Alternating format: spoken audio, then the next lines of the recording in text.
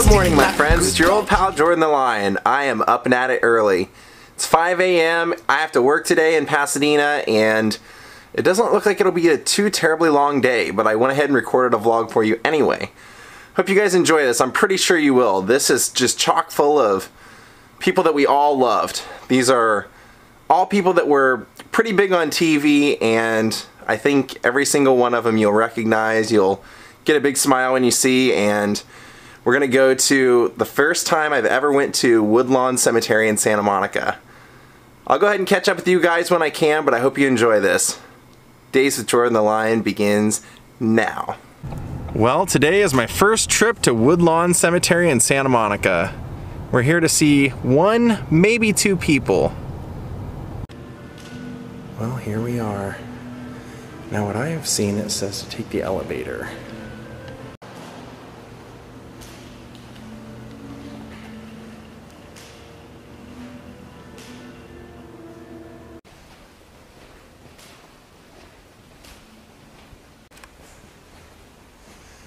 I think we're pretty close to one of the people that we came to see.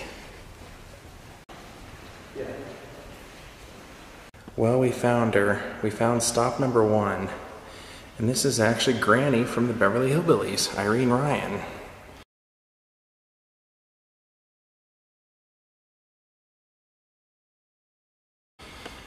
Now one of the, I don't know a whole lot about her other than she was basically an old actress who came into audition for this part, and they said that she actually auditioned with Jethro, and her and Jethro were so nervous about this audition that they went across the street before the audition and got hammered, absolutely drunk, and came in an audition, and they both nailed it, and that's how they actually became part of the Beverly Hillbillies. Now, she was always known as just a real character, and in fact my granny was my grandmother's mother, was very much like her. That's why we called her Granny. But my mom has had 2 dogs since I've been pretty much since I was a teenager on, and they are both named after characters on the Beverly Hillbillies. The first one was Daisy, after Daisy Mae, which was Granny. And then the next dog, the one that my mom has now, is a collie named Ellie Mae. And this is the final resting place of Irene Granny Ryan. The old woman who used to make victuals and chase out critters out of her kitchen. She'd wash clothes in the cement pond. What a memorable actress, Granny Ryan. It's kind of funny, we passed by the makeup founder, Meryl Norman's grave, and somebody had posted one of these pictures there for her as well.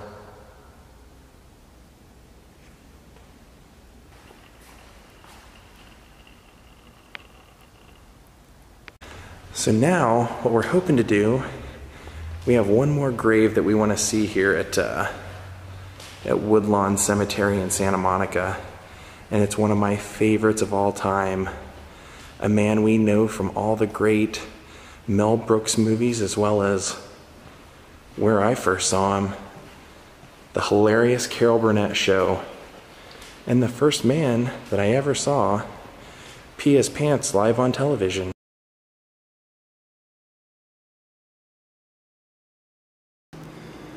Well, we've made it up to the 2nd floor, and it didn't take too long for me to spot him right away. One of the funniest dang guys that ever walked this beautiful earth. You're born, you suffer, and you die.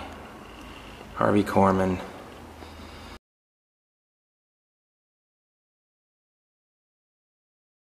I can't even tell you how many days after school I sat and watched the Carol Burnett Show on TBS, and I laughed. I laughed at him ordering a milkshake and a hot dog from Tim Conway, and he couldn't even get that out without laughing through the whole episode. I remember, just everything he did with Tim Conway, they said it was almost kind of a dream match for comedy, because everything Tim did worked perfect off Harvey, and Harvey prided himself on being a man who could stay in character, but just with Tim, it was a challenge to see if they could make Harvey laugh. And like I said, one day they're doing that dentist skit, that doctor dentist skit, and it's the one where Tim Conway accidentally shoots himself in the arm and the hands with the Novocaine and then is trying to operate on Harvey Korman. And just so much went on with all that that Harvey Korman actually peed his pants live on television.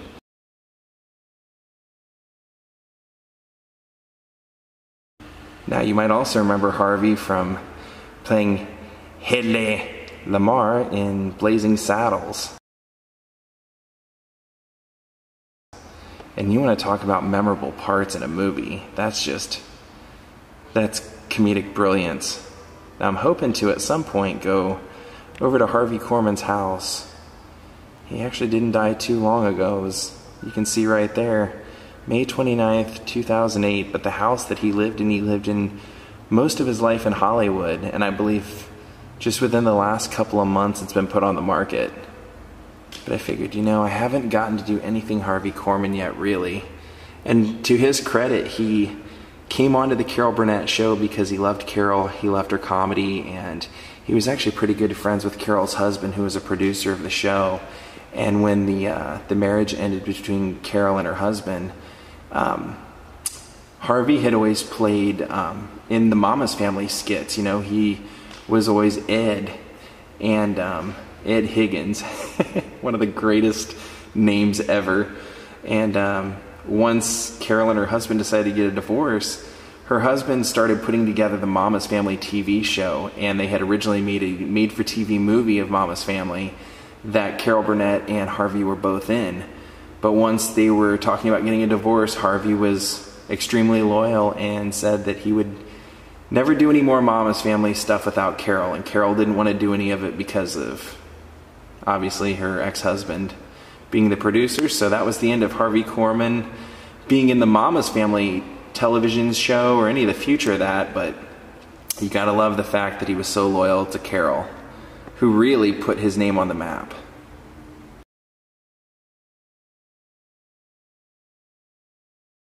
If you're ever looking for something just interesting to watch, go look up an old Conan O'Brien. I think that's where I saw it. There was a Conan O'Brien interview with Tim Conway, and one of the first things that Conan actually says is like, how does it feel to make your best friend pee on TV? And he said, well, after it was all over and we had filmed it, and because we taped live and everything after we left, and the curtains came down and everything, Harvey walked up to me and said, are you proud of yourself? You made me pee myself, look at me, I'm a mess. And he actually had like water going down the side of his pants. That was the infamous toothache episode of Carol Burnett show. It's a pretty nice cemetery, I do have to say. Very quiet, and it's we actually double-checked when we drove in here to make sure that they didn't have any signs saying no filming, and I didn't see anywhere. So also buried in this cemetery, and I don't know exactly where, is from Three's Company, Mrs. Roper. Well, I actually found one more person here at the cemetery that we're going to feature before we get out of here. Otis the Drunk from the Andy Griffith Show. Harold J. Smith. Now, I know him from a lot of stuff. He was a pretty big voiceover actor, but gotta love him as Otis the Drunk.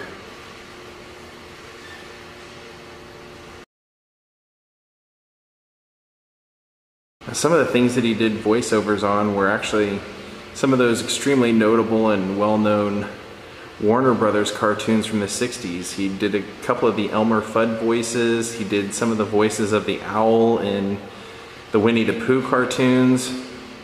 But I don't think anybody will ever look at that face and not think of him picking up the keys, walking over to the jail cell, opening up the jail cell, putting himself in, then hanging the keys back up on the hook. Gotta love it. So I do love this about this cemetery, is that those 5 markers right in front of me you see, each one has names of people that are buried here from those wars, and you can see down at the very bottom here, and this first one is World War I, and then World War II, more World War II right there on the top, all the way down to Korea, to Vietnam.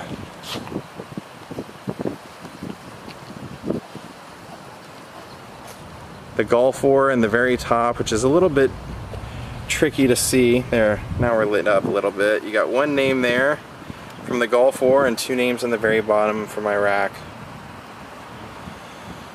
Now the plan was actually like, hey, let's just do a couple, but then I realized Barbara Billingsley is here, and even in an unmarked grave is Mrs. Roper, so I figured, well, why don't we try? Alright, so in order to find Barbara Billingsley, who was June Cleaver from Leave It to Beaver, the mom,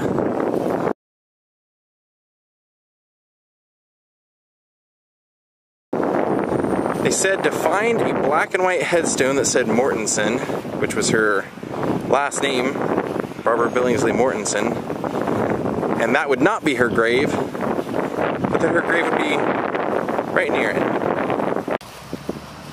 Now there's the Mortensen grave, and then right here, where this American flag is, Barbara Billingsley Mortensen, June Cleaver, 1915 to 2010.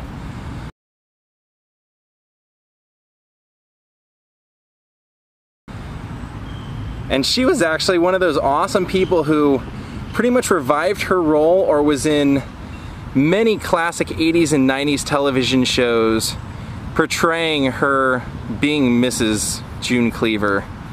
I can't recall if it was Married with Children or one of those shows. That I know that Beaver was actually in an episode, the episode where they win the shopping spree and the Rhodes take on the Bundys in that shopping spree. I know Beaver was in that one, but I think that she was in another one and a lot of shows like that. She had a great sense of humor.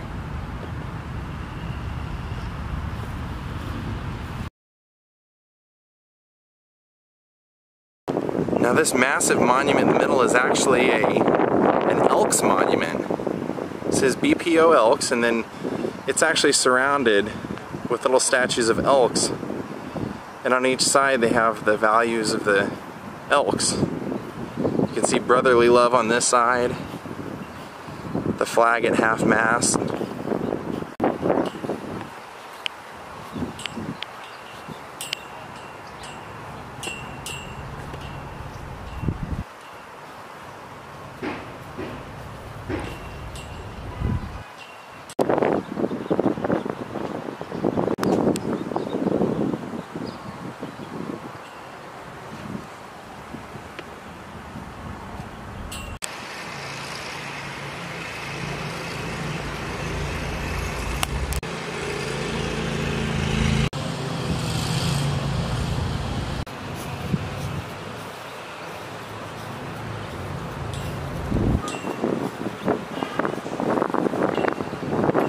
Even though Audra Lindley, who played Mrs. Roper, doesn't actually have a headstone, when she died a year apart from Norman Fell, who played her husband on Three's Company, she was actually buried out here. Well, at least her ashes were, and she was buried in a plot right next to her parents. So we're actually going to go find her parents' plot.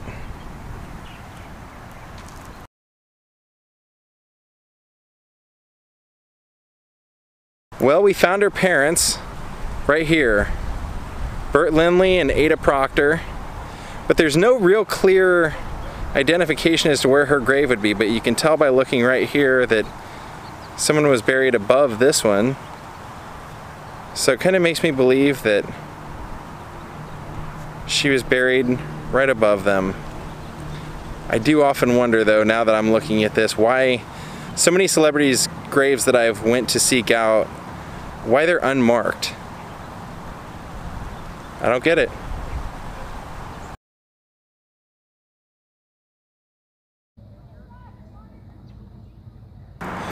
Well, I'm home from work and I'm hanging out with this guy. And you won't believe who I ran into at work today. Randyland. That's right, Randy from Randyland was at my job today.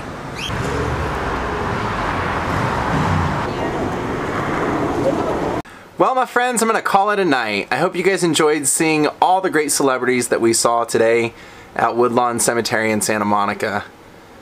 Like I said, that was the first time I'd ever been there, so there weren't a whole lot of people buried there, but I think I saw all the people that are right up my alley, all the people that I would want to see. I hope you guys enjoyed it as well. Tomorrow, I have a date, and we're actually going to some place that I've wanted to vlog, and a lot of people have asked me to vlog, but I'm not quite sure I'm going to vlog it tomorrow. I might actually get up early and go do a separate vlog because I think it might be weird walking around with my camera in my hands the whole time. I don't know. I'll think about it. Maybe I'll even mention it to her and see what she thinks, but I will have something really great for you tomorrow. One way or another, you'll either get that or you'll get something that I do in the morning. So I'll see y'all tomorrow. Thank you for all your support. Thank you for watching.